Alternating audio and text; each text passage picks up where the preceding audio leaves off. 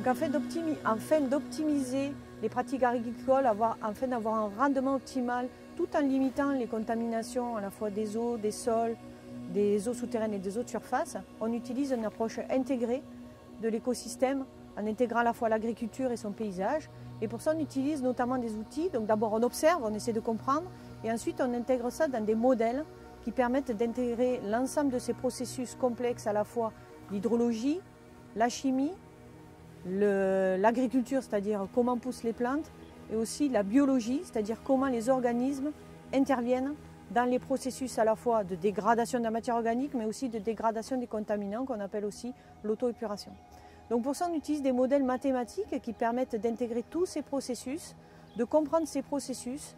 On intègre les observations et on essaie de retranscrire au plus proche de la réalité les phénomènes.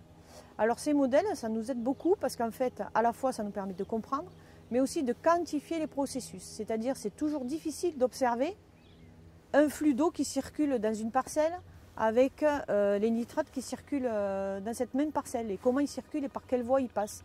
Et donc pour ça, les modèles nous aident beaucoup parce qu'ils quantifient l'ensemble de ces processus au niveau de tous les compartiments du sol, des eaux souterraines, des eaux de surface, mais aussi les flux de gaz qui peuvent s'émaner depuis les pratiques vers l'air.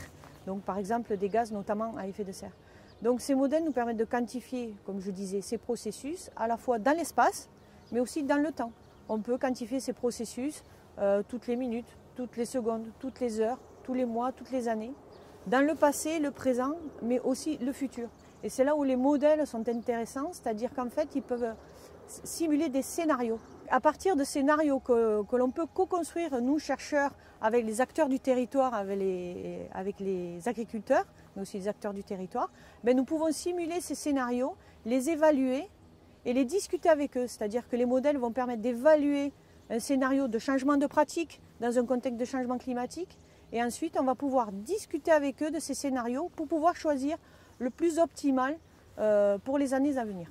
Voilà en quoi la collaboration chercheurs-acteurs du territoire et chercheurs à la fois français, espagnols et portugais dans un contexte du Sud-Ouest, Interreg Sud-Ouest, va nous permettre de partager les expertises à la fois et les expériences de chacun pour pouvoir les transférer d'un territoire à l'autre.